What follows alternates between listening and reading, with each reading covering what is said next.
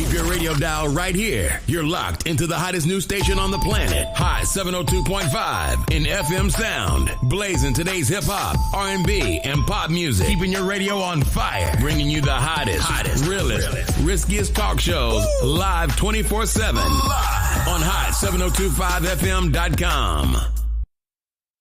What's up, Laugh Therapy listeners and all my jokers, and welcome to, I don't even know which episode of Laugh Therapy this is. Do you know which one we're on? It's like 40. It's like episode 40 of Laugh Therapy. Thank you guys so much for tuning in with us every Thursday, and we're getting ready to, get it poppin'. I am your host, Joe King, and of course, I have my beautiful co-host with me, JD, a.k.a. Sunshine. Pew, pew, pew, pew. Pew, pew, my baby I still got to give my sound effect. I need my pew, pew, pew, pew. She's like, I'm going to make my own until we get a soundboard. That's cool. Guys, we are doing a continuance today of last week's episode to test our morality, our compassion. So we are doing ethical dilemmas again, to where we will give each other scenarios and see, how we would handle them and how we would handle them differently just based on our personalities. And again, guys, you guys already know I'm going to keep it real. I stay honest, whether you guys feel that my answer is asshole-ish and real insensitive, or whether you guys feel like I'm the most compassionate person ever. I'm going to tell y'all the real on how I would handle these situations, which is why I'm grateful I'll probably never be in any of them. Okay? So we're going to dive on in. Babe, you want to start with your question? Yeah, okay. I'm not going to start with the first one we had lined up. I'm going to start with the second one. So if you had a chance to save a loved one's life by stealing a life-saving drug from someone else who needed it, knowing it's illegal and the person would die without it that you stole it from, would you steal it for your family member? It depends on who the loved one was. I ain't even gonna hold you. It depended on who the loved one was. Immediate family, 100%. 100%. If it was like one of my kids or one of my siblings. Your family is though, right? Your daddy. Yeah, I'd still steal it from my father. Your real daddy? Oh. That's what I'm talking about. Not our daddy.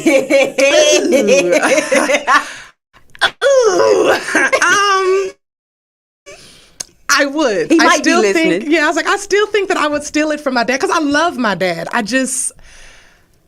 We have so much history and I have so much confusion that I feel like he can't give me answers. He can't give the child in me the answers that she deserves. Mm. Does that make sense? Mm-hmm. He cannot give the child in me, and the adult in me understands. Like the mother that I am today understands the decisions that my father made when he was younger. To be in your 20s and be responsible for multiple children. To be in your 20s and be a divorcee twice, right? To be in your 20s and be trying to work to supply for not one kid, not two kids, but 5 children. And knocking women's heads between the washer and the dryer. Right. It can drive you to some points of frustration that may make you feel like you need to knock somebody's head between the washer and the dryer. I understand some of his decisions. Would you be as forgiving if he was knocking your mama head between the washer and the dryer? Absolutely not. Okay. But he hit my mama. That's for my siblings to determine and deal with their parents, because they had to deal with it. I just had to witness it. That's different. Damn. Yeah, that's different. I'm sorry you had to witness that. Yeah, me too. And that is the therapy part of the session today. Thank God for therapy. But yeah, I still think that I would try and save my father. If I could save him, I would save him. I just don't think that I would. I still don't think I would fuck with him after. Like, I'm glad he got to live his your medicine, life. here. Exactly, here, live your life. Somebody died for that, by the way, but here's your life. And yeah, because he still supplies for my siblings. He still has people who, he helps their lives. He betters their lives. I'm just not one of those people. Well, if you technically think about it, like, everything we take, somebody has sacrificed something. Very true. The first Sudafed probably killed 13 motherfuckers first. People who were testing that motherfucker, lungs just collapsed, and we like, I feel so much better. You feel me? So I feel like, for me, so yours depends on who the family member you're trying to save is. Mm-hmm. Mine depends on who has to die. I wouldn't have asked. So yeah, that's yeah. That's good thinking. I wouldn't have asked. I wouldn't have wanted to know because I wouldn't have wanted the guilt. But you had to go to the person and steal it from their shit. Right, but I mean, as far as knowing them personally, I don't want to know if they have kids. I don't want to know if they're married. I don't want to know if they, if they were going to beat the sickness, if they had to do something for the drug. I don't want to know none of that shit. All I want to know is where the drug is. That's it. Don't tell me nothing about your life. Don't plead. Don't nothing. Just tell me where it is so I can get it and I can go. And then I can make up a story of how you were a horrible person in my head later. Delusion. You gonna live in delusion? I mean, it's technically not delusion. I'm sure he did something wrong in his life at some point in time. So for me, it's probably only like a handful of people I wouldn't steal the drug from. Let's just put that out there. Like I said, it depends on who it was. Like if it was Obama, I wouldn't steal his medicine. Like the Obamas, I wouldn't steal their medicine. I would let them live. And just tell them, my mama finna die because I didn't steal your medicine. And maybe my mama can get some libraries and some streets named after her, but I'd probably try to negotiate. I would steal the medicine and then tell them I fucking got it. I might be going to prison, but my mama finna live. Right, but my mama finna live. So the way that you got the medicine, either get it again, tell me how you got it so we can get it again, or you finna die, big dog, because I'm getting it from my mama. You a former president. You have access. Figure it out. Yeah, like I said, it'd be only a handful of people I wouldn't kill. Because essentially, you killing somebody when you steal it. Okay, I'll ask the next one. A close friend is struggling with addiction, and you discover that they are buying drugs online. That's stupid. Anyway, would you report them to the authorities to help them, or maintain their trust by keeping the secret? Oh, so what I would do is I would talk to them and tell them, look, you need to check into a facility, you need to get help, or I'm going to the authorities. You got two choices to make, big dog, because you're on a downward spiral. You Draymonin' out here. We can't have that. Don't do Mr. Green. Okay. I wanted to talk about that, but I know your love and admiration for him. Green. But yeah, that's what I would do. I would give them an ultimatum. So, yeah. What about you? I'd probably become a pain in the ass. You off them drugs yet? Yeah, I just become a pain in the ass. I'd steal their drugs.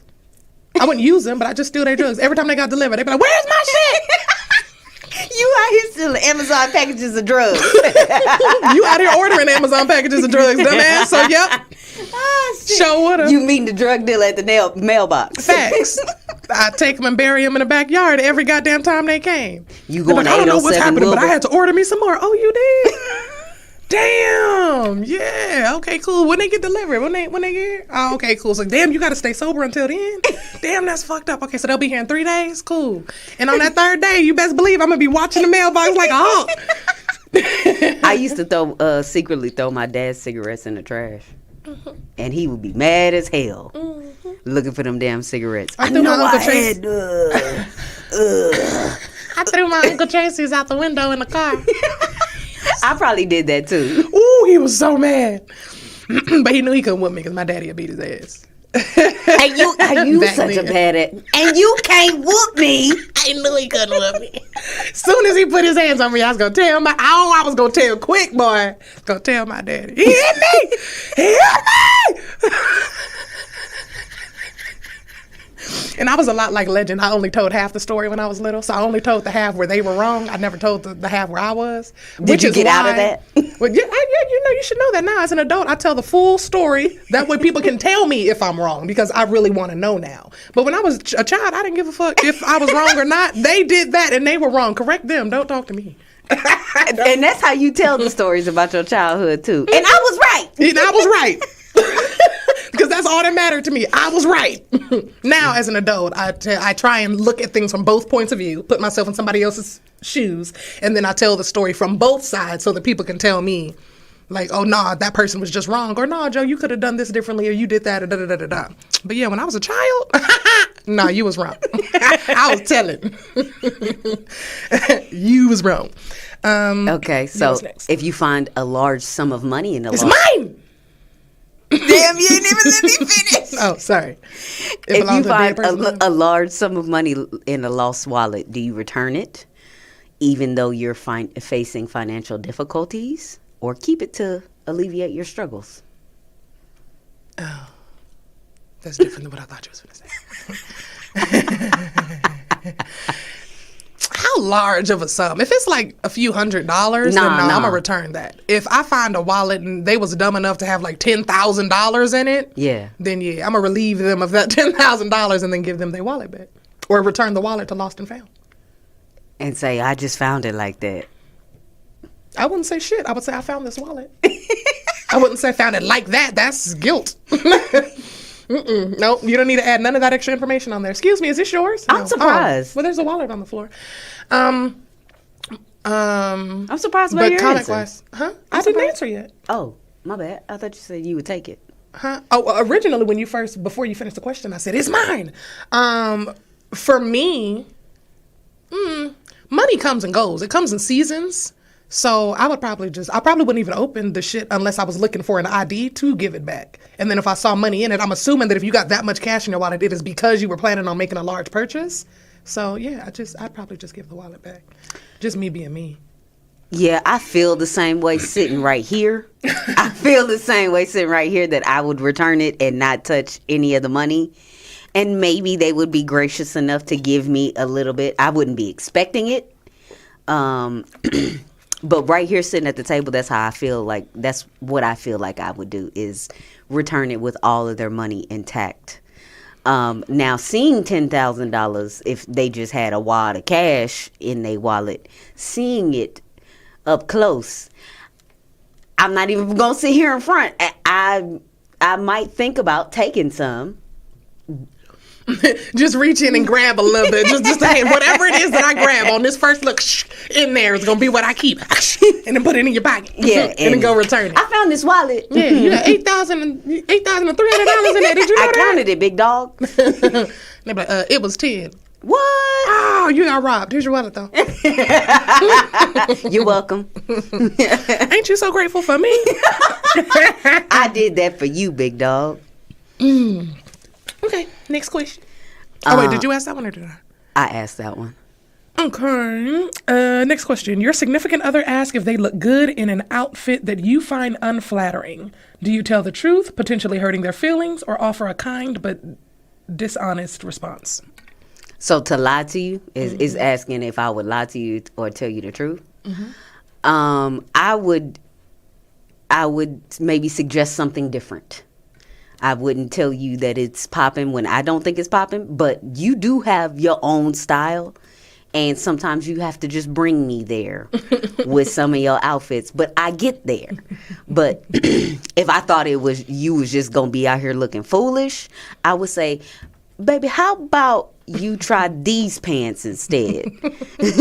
I do just be trying shit because I used to wear nothing but neutrals and blacks, y'all, and then I might find like one pink top or something, or something that had a graphic on it that I would put on, but I wasn't like really out here trying to wear a lot of popping colors. And now I'm transitioning into trying to wear more bright colors, especially being in entertainment and in on stages and things of that nature.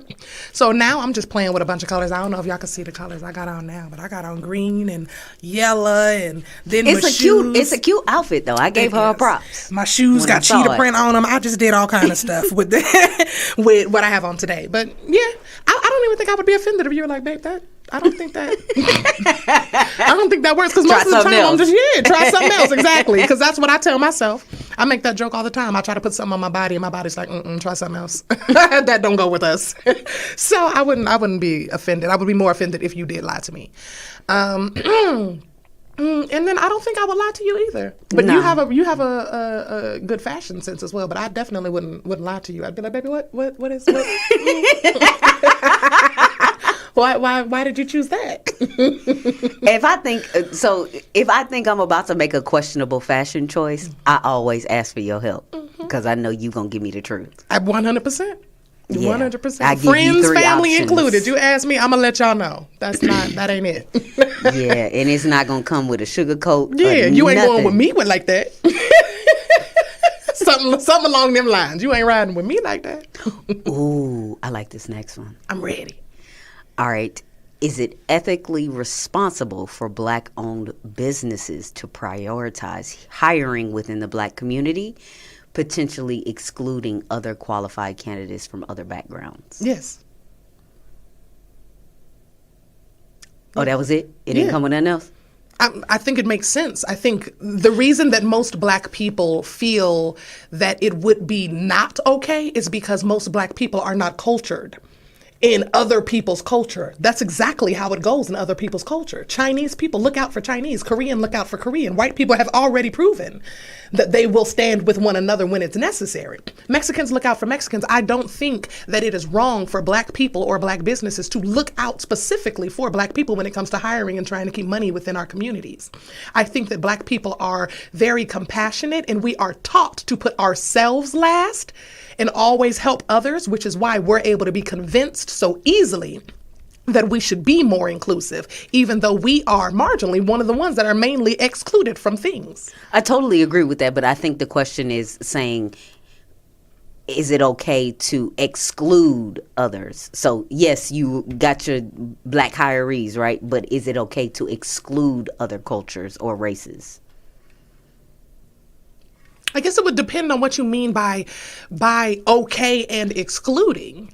Because if you're saying that you're prioritizing hiring people within your own community, then I don't think anything is, I'm sorry, y'all, my phone's going off. I don't think anything is wrong with that. And I definitely do not think that that should be frowned upon. I think that we should be doing more of that. Now, if you are consciously saying that even though this person here is way more qualified than the people that I am hiring, and I am hiring these people only because they look like me, then yeah, no, I don't agree with that. You're going to run your business into the ground by hiring people that look like you but don't know what they're doing. Hire qualified individuals that look like you. Yeah, I think that's what the question was aiming at. Yeah. Yeah, so that would be my take on it. I am definitely pro-Black. I'm pro people, but I am pro-Black. I'm pro-Black business. I am pro-Black acceleration and Black progress. And in order to do that, we do have to support Black. And in doing that, that also means supporting us and putting us in positions to be more successful. So I do 100% agree with employing more Black people in Black businesses. However, employ qualified Black people in your Black your businesses. cousin. Yeah, I'm not trying to negotiate with cousin can't Ronnie. be CEO. You feel me? Don't make him VP of shit. Okay. Cuckoo just got out of doggone jail, and yeah, you trying to make him head of security. Nigga, he will shoot somebody. He just got out of jail. Okay. Put that nigga at a computer. All right. Quit playing with us. Not put Pookie at the computer. Right, put Pookie at the computer. He don't need to answer no phones. You know he don't speak that well. He don't need to be at the cashier. He about to steal the money. Put Pookie at the computer. Okay? He can do the doggone, what's it called? Key, not keyboard, key, what is it called? 10 key? Whatever it was. My mama used to do it when I was little, but it's a 10 key something that you do at the computer, which basically is data entry. He can be great at that in a corner by himself.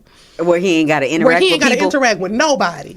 That's a good idea. Yeah, I say be responsible. If you're gonna hand out jobs like that because you're just trying to help some people get on their feet, then yeah, them niggas they start as janitors, okay? They start as data entry. Don't have them people answering the phones, pissing us off. Don't do that. Now we answer the phone and they're like, we ain't got none of that. No. Put that nigga on the computer, okay? That's how you lose your business, ladies and gentlemen. That's how people don't come in here no more. Because when they call, they want to speak to me. Hi, thank you for calling Papa John's. Would you like to try our 777 deal? That's 3 pizzas for $7 each. That's what they're calling for. They're not calling for, yeah, what's up? No. Yo, this Papa John's. Yeah, this Pookie. No. No. Pookie need to go sweep the floors, okay?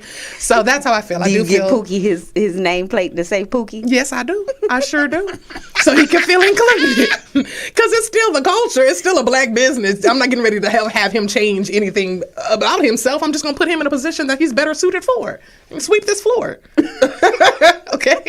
I need you to be on inventory. Can you go count the boxes? Nigga, that's all I'm saying. Give them a job that they can do. Could you imagine Pimp C working the cashier register? Or like Too Short or some shit. Come on. Like you gotta...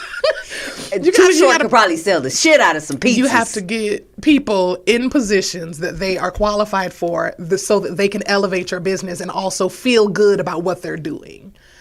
So no, I don't think that it's wrong for them to prioritize hiring people that look like them. I just think that they should also prioritize qualified people that look like them.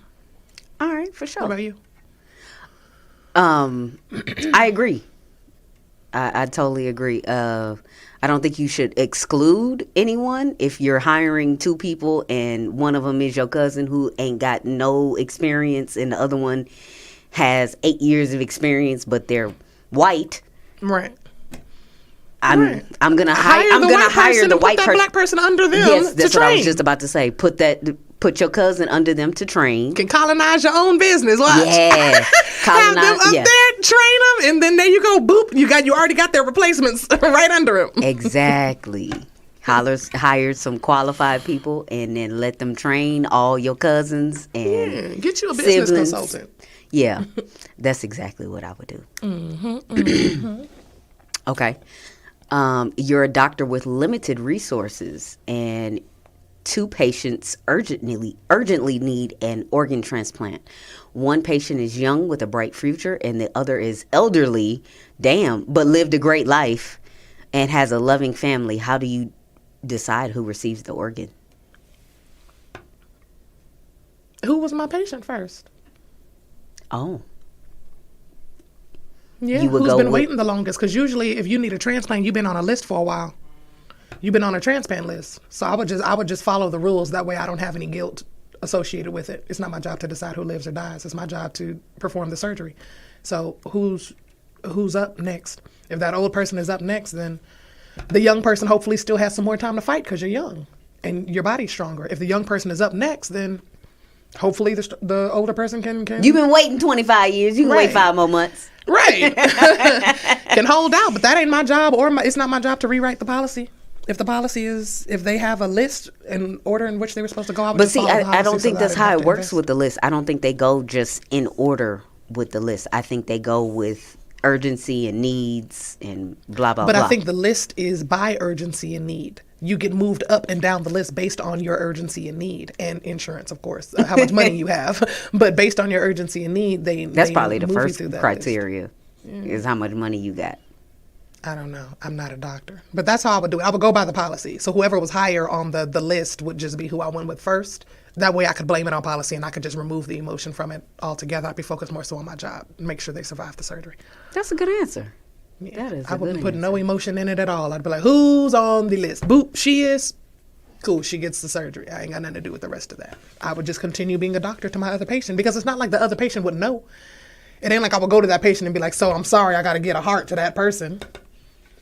Yeah, as far as they know, they just still on the list. So I would just continue still being a doctor and following the policy. I think that one's more of your internal ethics, not what the world could see. I would compartmentalize quick when it comes to that because somebody's going to die regardless, or it's a high chance that somebody's going to die regardless. Yeah. I would compartmentalize really quickly because that's how you end up depressed if you put too much emotion. Yeah, in any type of healthcare field, you can end up depressed very quickly. That is how you end up depressed. I don't want the problem. So I wouldn't put emotion into it at all. I would just follow the policy as I was supposed to as a doctor and be like, well, that's what happened. Yep. And if she survived the surgery of the transplant, then I did my job, and I would celebrate that. And that's it. What about you?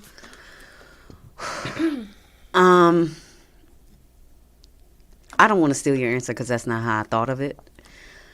I thought of it as, I thought of it as I would probably give it to the older person because the younger person would have more fight. But it did say both of them were urgent.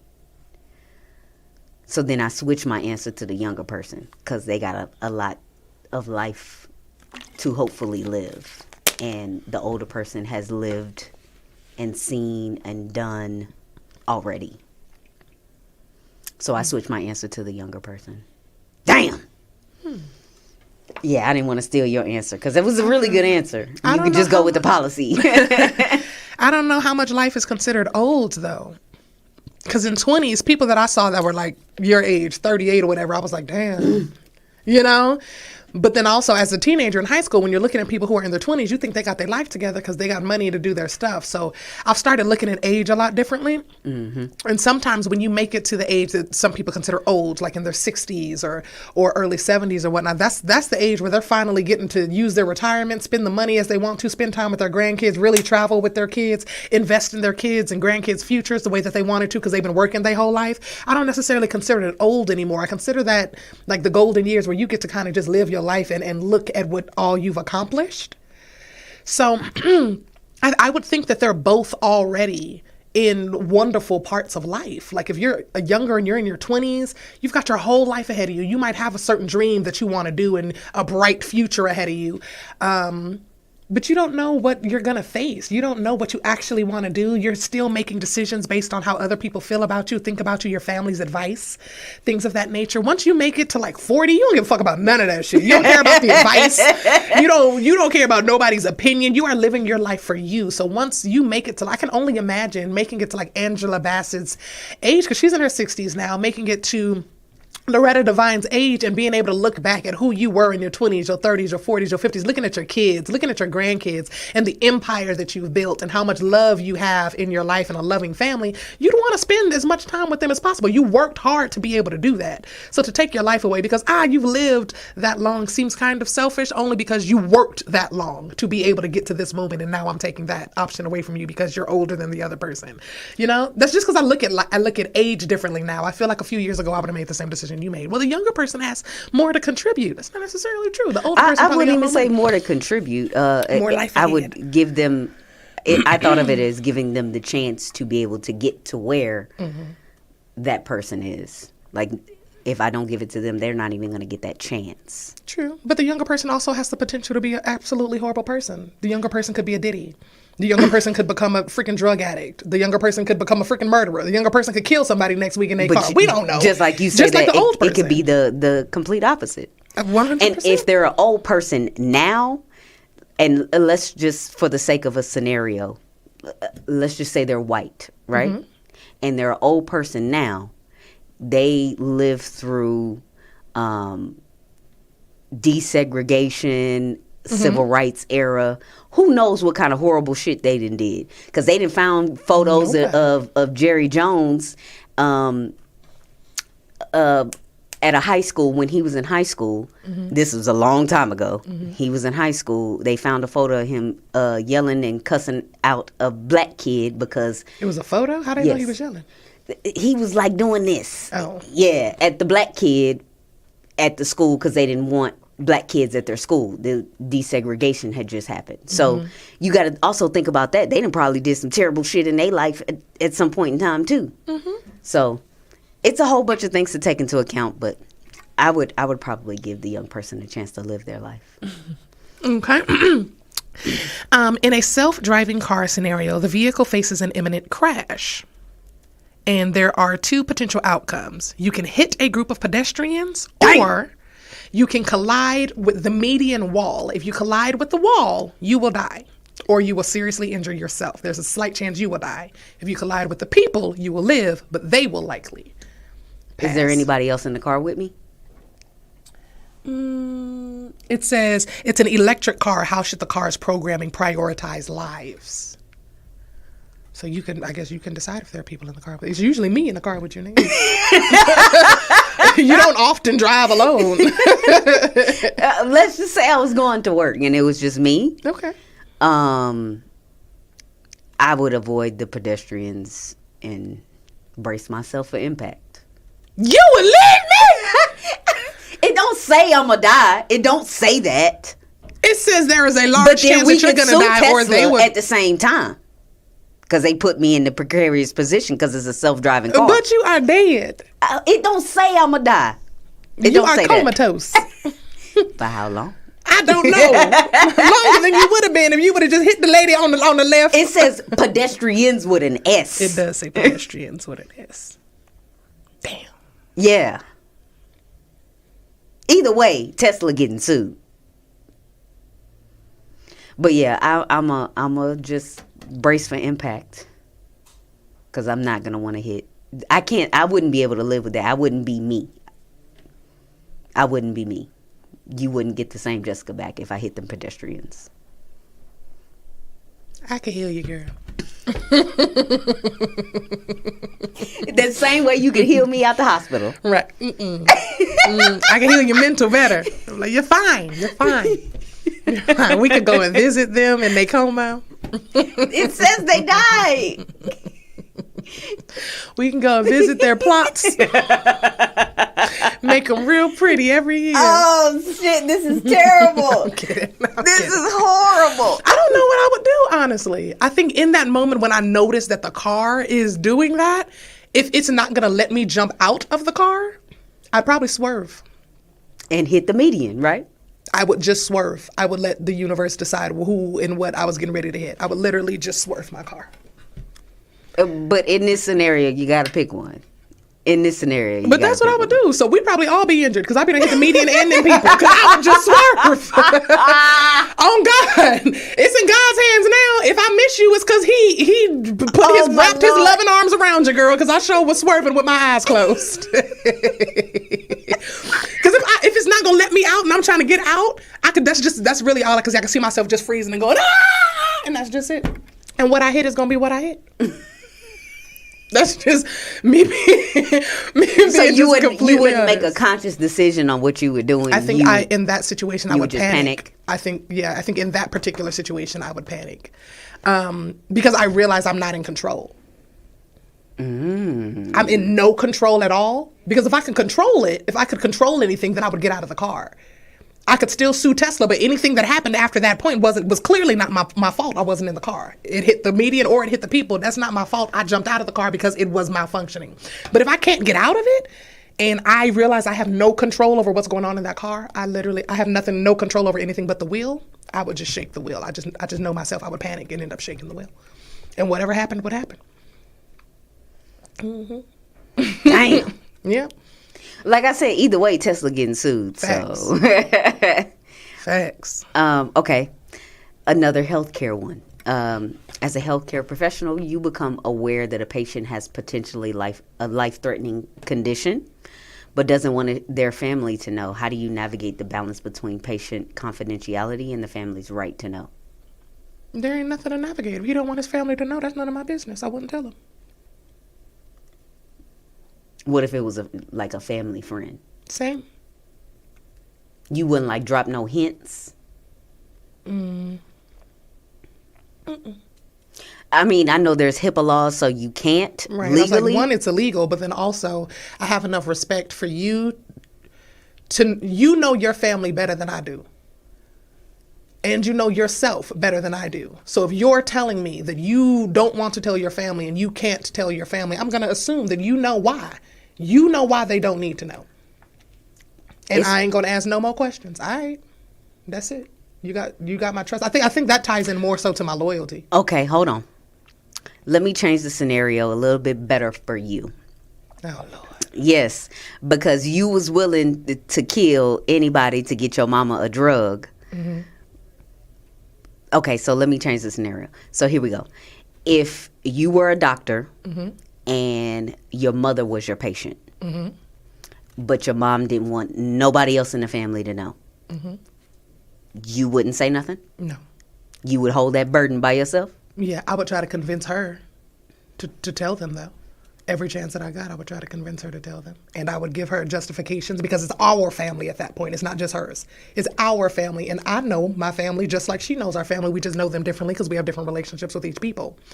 But knowing them, I would be able to argue against whatever it is that was keeping her from telling them as well. And then the relationship that me and my mom have, we have enough respect for each other to listen to one another and actually take in what each other are saying. It may take me a little longer, but I'll process it and I'll come back and be like, all right, Mom, you were right. Yeah, I think in that situation, I would still respect it. I still wouldn't tell anyone, but I would try and convince her to tell them, especially my siblings.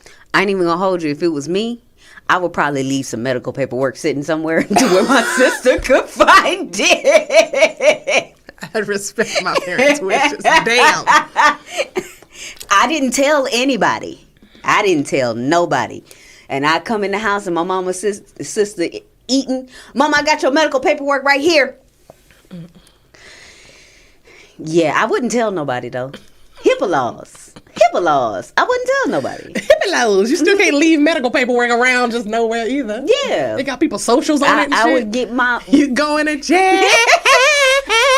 No, I would give it to my mama right in front of my sister. Here's the paperwork from the results, the test results. Here they are, mama. Here you go. And knowing your sister. What test results? Immediately. What you got tested, mama? Exactly.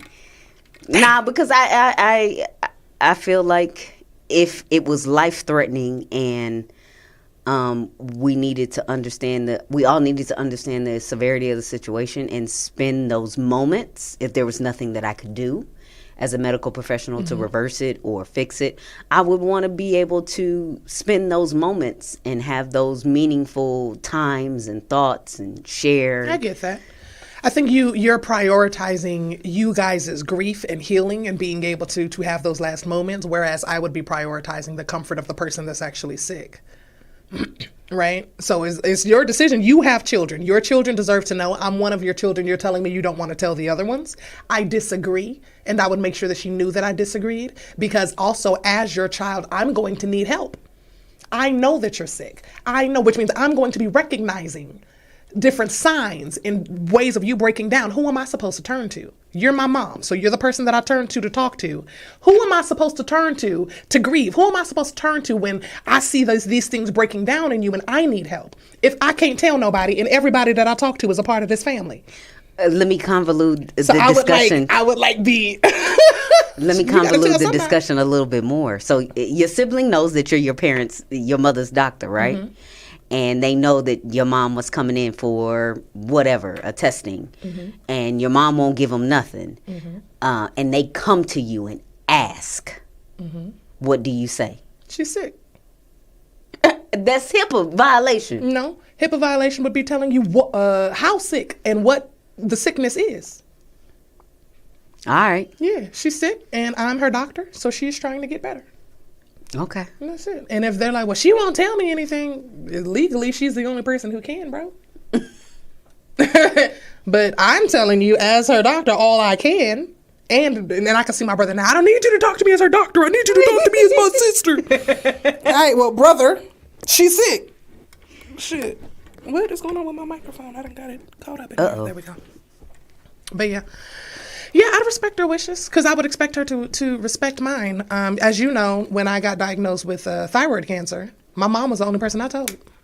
You just didn't want nobody to worry? Yep, I didn't want nobody in my business, for starters. And it wasn't so much the worrying about whether or not I was going to get better. It was the worrying and then the follow-up of advice and people wanting me to do things that I knew I didn't want to do. Because what was being recommended at that time was a thyroidectomy, which means they were going to have to cut into my throat and remove it. And I refused. And I was like, if I have to dearly depart because my thyroid won't act right, then I will dearly depart. But if you think you're getting ready to cut that close to my jugular and I'm 26 years old, fucked up is what you got me. Baby. I'm not about to just sit here and open up my neck for you, random white man. I don't even know you. Like, what? You ain't even took me out on a date Exactly. yet. I don't even know you and you want to see my insides?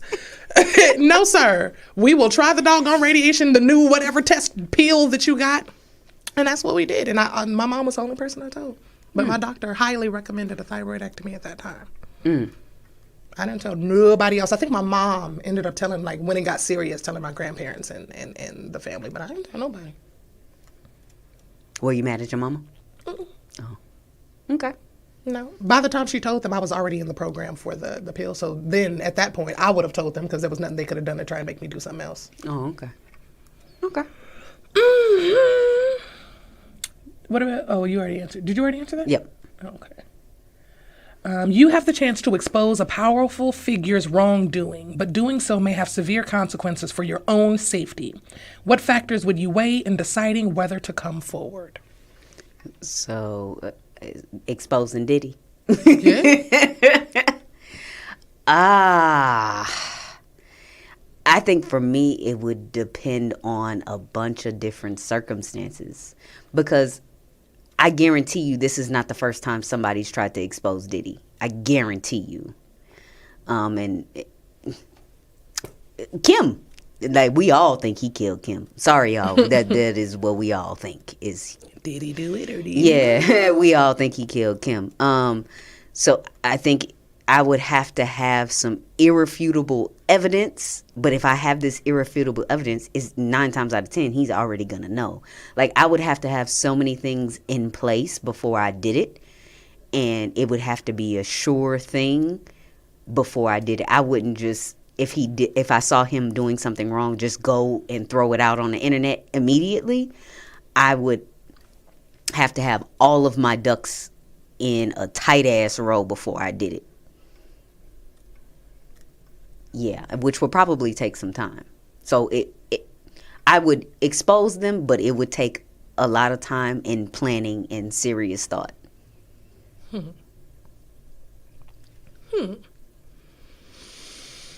I think as far as what I would weigh, it would be what was done, right? For starters.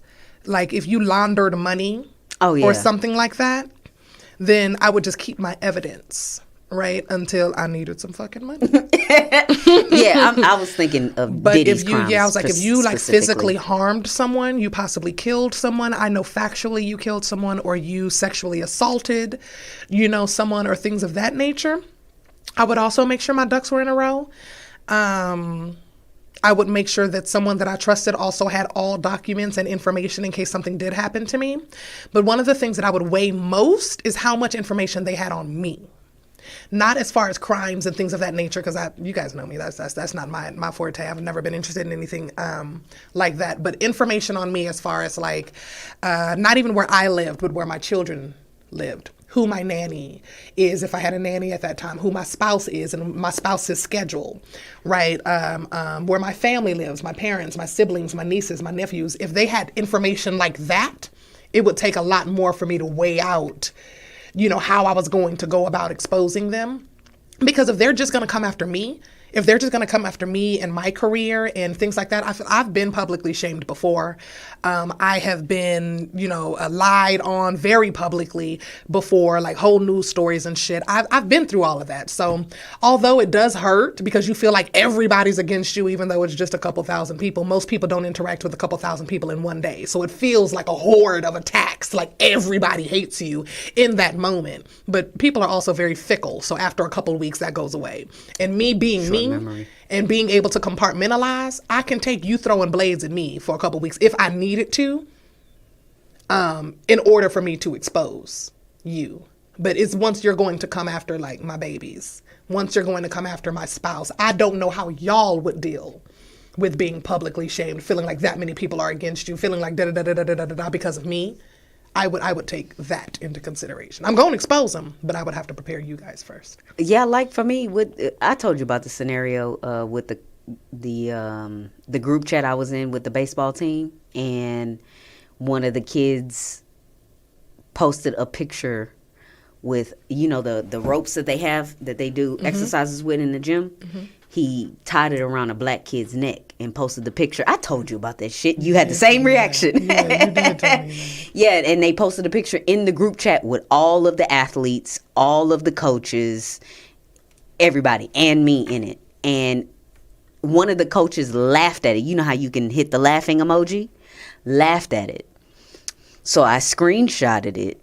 And I didn't know what to do with it at first. So I sat on it for like a day or two. And it was fucking me up. Because I was like, the kid was already cut somebody smooth. The kid, he was black as snow. He was very sweet. Black as snow? I'm sorry. I didn't mean to say black as snow. Black as this microphone. Okay.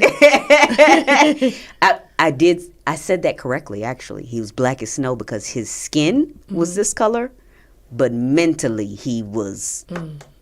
Yeah, because he was from Congo, but he was adopted by a rich white family. So he didn't...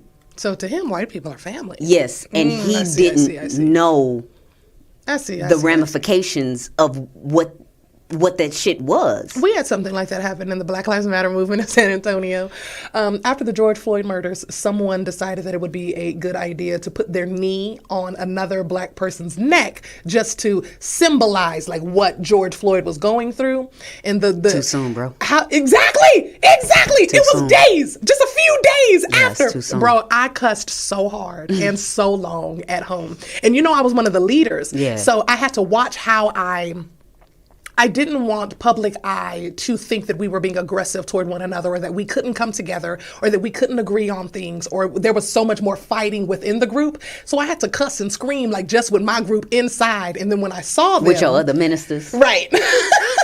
And then when I saw the two individuals who were also supposed to be leaders in the group at that time, I was very calm and just, myself. The welcoming, Mama Joe loves us type of energy, but also just pointed out where they were wrong. But baby, when I saw that, you had to get out the anger first. And then I got to cussing. And my team was just like, somebody give her a snicker. I was like, what the fuck? Do you not know your history? How do you not know your... I was snapping, bro. And then, yeah. I was like, his family has the fucking internet. Why don't people think? You don't think? What about his daughter? What about his sister? What about his... I lost my shit for a second because nobody thought that through. So I can definitely, I would have handled that very easy, very, very differently. So I'm glad you sat on it. But go ahead. I sat on it for a day or two and I didn't know what to do. Because the coaches obviously didn't care. And one of the coaches who was the athletic director, he's my boss. Mm-hmm. So the coaches aren't my boss. The athletic director is, but he was one of the coaches that is in the group chat. Mm. So I can't bring it to him because he didn't seen it and probably laughed at the shit too, but not in the chat. It was one of the other coaches that did it. So I thought about going to his boss, but she was in his pocket. So what I did was create an anonymous email address, and I sent it to one of the black reporters. What is his name? I can't remember. Isaiah something. Black dude in Houston who uncovers a lot of this type of shit on the news. And I sent it to him, and it became a whole news story. And it became a whole fucking thing. But nobody got fired. Wow. Or disciplined. Yeah, they just had to, they made the students write letters and apologize and shit. Wow. Nothing happened. And then fast forward a year and a half later, that's when I got moved to another position. Yeah. Wow. Yeah. Because they deduced it was me. They didn't have any proof. They just deduced that it was me. Because everybody, all the kids came in the training room. I was cool with all the athletes. All the athletes come in the training room. Everybody's trying to figure it out. I wonder who said something. I wonder who did it. And I was like, can you be mad at anybody who did it? Anybody who decided to do it? That shit was fucked up, wasn't it? They like, might have an idea. Yeah, but they had no proof that I did it. But till now. Yeah, till now. School like fuck that, them bitch. people. We know it. Fuck them people. If you discovered your child was involved in cyberbullying, what? Okay. Yeah, she drew these questions up, y'all. If you discovered your child was involved in cyberbullying, would you report them to the school authorities or try to handle the situation within your family to avoid potential consequences? Me and my child are going to have a conversation first, and then we're going to go to the school and talk to the kids that he was doing it to. And I'm basically going to try to embarrass him like he embarrassed them. So both of those things would be true for me. Yeah, I'd probably have my son's whole chest in my hand. I ain't even gonna hold you. Yeah, yoke. Just starting on you. I've always, I don't know why I was just born this way, but I have always been anti-bullying. I've always been anti-bullying. Now, I did go through a phase where I was, what was it? I wasn't called a bully. I was a mean girl. I was called a mean girl. And I still didn't agree with that sentiment, but in hindsight, I can see why she thought that, because she thought that I was better than her, and she was right. So she accused me. of being a mean girl. I usually don't put myself above people, y'all. Like, I'm usually like really, I try to be as relatable and this, that, and the other, but I was above her. I was. Anywho, I've always been anti-bullying. So I don't think that my kids would even push that. But if they ever did try something like that, I could see me shutting down their social media. Like, oh, now you don't get internet unless you're doing your homework. Because what are you doing? Why would you even do that? Why would you make somebody feel that way? What do you get out of it? For starters. And then I don't think I would take it to the school at all. I'd probably take it to the parents. Well, yeah, that's what I meant. Try to handle it outside of school, period. Because schools keep records. And I don't want anything on my child's record that shows that he was aggressive in any type of way, because they try to use it for any type of excuse. God forbid he does make a mistake, which he will. They all do. All children do. We all do. Humans do. So whenever that mistake were to happen, say it were to happen 3 years after in high school or 4 years, whatever after that situation, I don't want them bringing this situation up as like a continuance, right? Well, remember, we already had to have you here because of this. I don't want none of that. So I would handle it outside of the school. I would probably talk to the parents. Have my child talk to that child, make sure that child had, contact with me so that if it ever happened again, they knew that they could just contact me directly. And I would make sure that they had my information in front of my child so that he knew, you try this shit again, this is how it's going to be handled. And they text me telling me you did some fuck shit. And bitch, you gonna have to fight me. How about that? You ain't got to worry about him fighting you. You gonna have to come home and fight me. Us. Playing with me. Yeah. You want to be a bully? Let's get it. So, yeah. Well, depending on how old he is, he might have to come home and fight one of his uncles. Depending on how, because my kid's going to be big as shit. I'm big, but yeah. You might have to fight your doggone uncle. You think it's a game. So, yeah. Okay. If your child is struggling academically and a teacher offers to change their grades in exchange for a favor, how would you handle this situation, considering both your child's well-being and the importance of integrity? Depending on what the favor was. It depends on what the favor is and what the class is. Let's say this is further on down the line. We are into some wealth. They want money for the grade? Donate a library. But, like, what's the class? Philosophy. No, bitch, fuck you. He could just drop it. He can drop not college. Class. It's not college. It's still high school. You don't need philosophy to graduate, so no. Just fail it? Yeah, just fail that motherfucker. You don't need philosophy to fucking graduate. I would probably, and I love philosophy, and I think my children would too, but in this particular scenario, say it was science. Yeah, like, you need that to graduate. That's different. You can at least negotiate on that. Science, math, English, those are classes that he needs to walk the stage.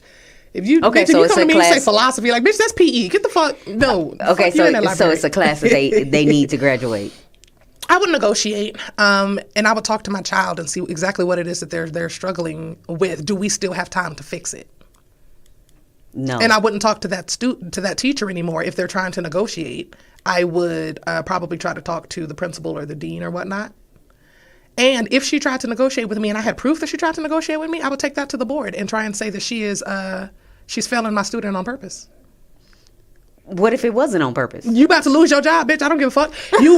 Because why are you trying to get you gonna make the teacher lose their job? No, and your child fail? The teacher's gonna make me gonna make her lose her job, because why are you trying to blackmail me to change my son's grade? That shouldn't have even been an option for you. And especially if this is the first time I'm hearing from you, lady. You didn't call me when he first started failing. You're calling me at the end of the school year telling me that you can't change the grades, but you can change them if I go ahead and buy you a library. Girl, what? Get the fuck off my phone. I swear for God, I'm walking straight into the principal's office. Maybe it's not something extensive as a library, but you got to buy uniforms for the basketball team.